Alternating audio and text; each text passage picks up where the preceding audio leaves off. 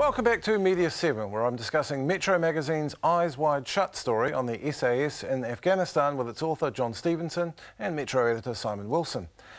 John, this week I've been looking up old parliamentary questions, and Keith Locke has been asking questions about the key issues in your story since, I think, about 2003. And generally of the then Minister of Defence, Mark Burton. And there are phrases that repeatedly crop up in the unlikely event of us transferring a detainee. It's depicted, there's an interesting element of plausible deniability in there, because he knows when he's saying this, I think your story's demonstrated it, that this had happened. Absolutely. And those detainees were badly treated and even tortured. What do you make of that? Well, much what I make of that is not really broadcastable, but you know, we have been misled. I'll put it politely. We've been misled consistently about many aspects of the New Zealand Defence Force commitment to Afghanistan since that commitment began in 2001. And you know, it's great that there are people like Keith Locke out there asking the questions, but like David Beatson, he was entirely reliant on the information that the government chose to give him. And as those answers show, he was not always given free and frank or honest answers.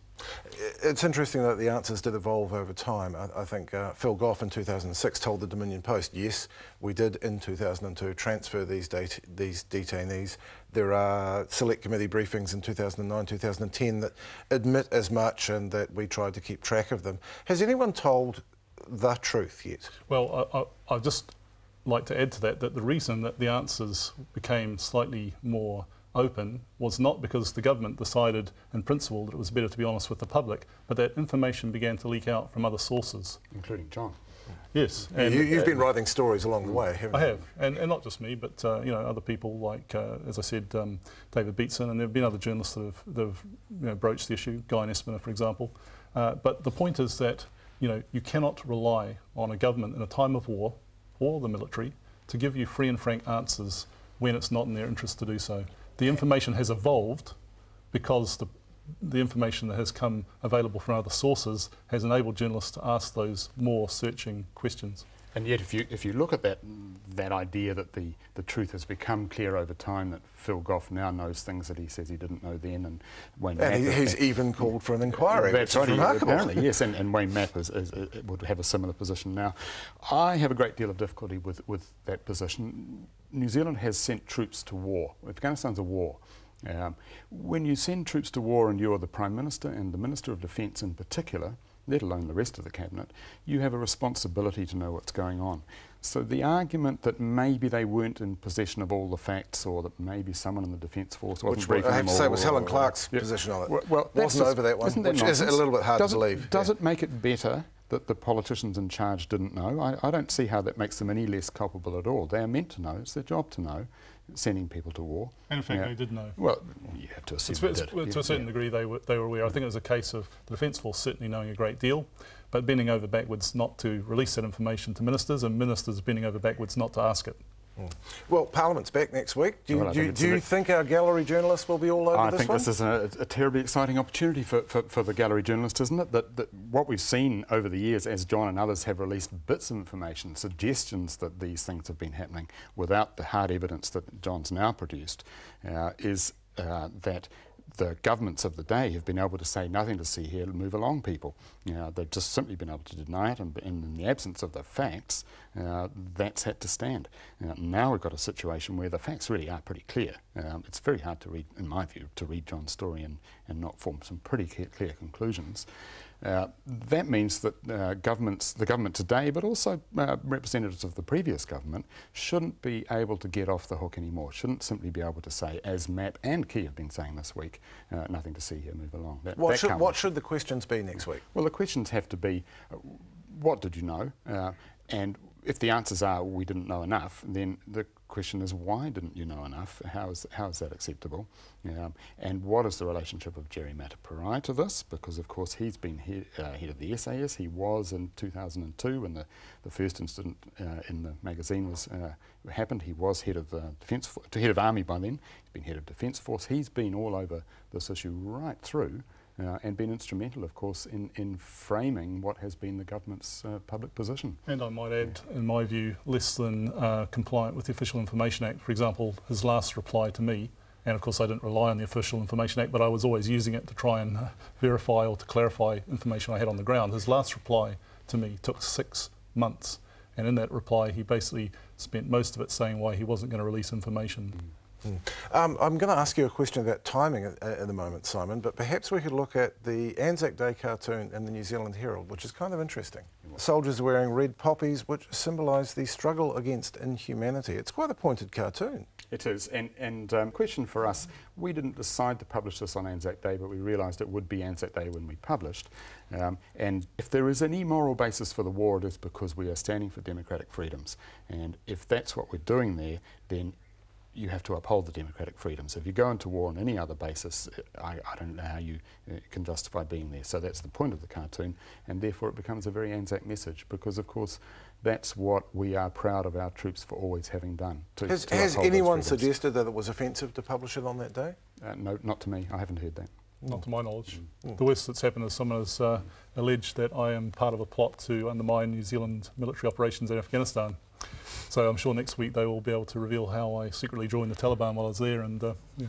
Well, yeah, you did wear a funny hat. Tell me that. So what happens for you now, John? Well, I think, to be fair, I've done a reasonable amount of the spade work, and it'd be good if, as Simon said, that gallery journalists ask the hard questions, because this has now become essentially a political story. I guess I'm not greatly encouraged by their performance in the past, but there are journalists down there that are prepared to ask the hard questions. Duncan Garner, for example, was on The Nation this week asking some hard questions. And Guy Nesmer, as we said before, who is, to give him credit, has probed Defence Minister Wayne Mapp a number of times on Q&A, and that's to his credit. And just briefly, Simon, what do you think should happen at a political level? Because, I mean, you have to have some sympathy with governments here. They got in this hole very early on. It became intractable. These were the good guys who were doing the torturing. You know, you can read the story and you can say that's the reason we shouldn't be in Afghanistan, or you can read it and you can say the reason we're in Afghanistan is, as I said before, to uphold those democratic freedoms, and we now must insist that happens. It's not the case that our hands are tied. It's not the case that we have no choices. The British High Court has instructed the British military not to hand prisoners to the NDS, the secret police in Afghanistan. Now, we could take the same position. If the British can do it, there's no obvious reason why we can't do the same. Which seems like a better way, I must say, than pretending we never took any prisoners. Exactly. But thank you both, gentlemen, and congratulations on the story. Before we go, I'd like to note that it is not only those in uniform who are in the firing line in war. Sometimes those who cover conflict are taken too. Photography, video, multimedia, Tim Hetherington excelled at them all. The winner of the 2008 Rory Peck Award for Features is Tim Hetherington. He'd go on to win the highest awards in photography and video journalism. World Press Photo of the Year Award in 2007 for this portrait of an American in Afghanistan, photojournalism's highest honour.